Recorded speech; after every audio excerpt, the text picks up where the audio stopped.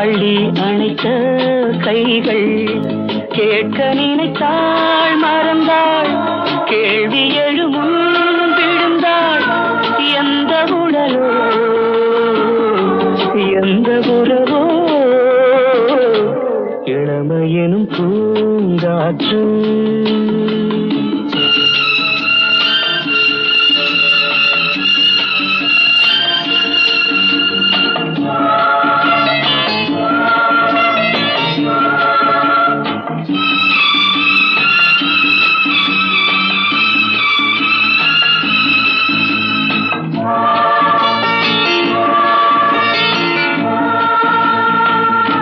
மங்கை இனமும் மன்னன் இனமும் குலம் குணமும்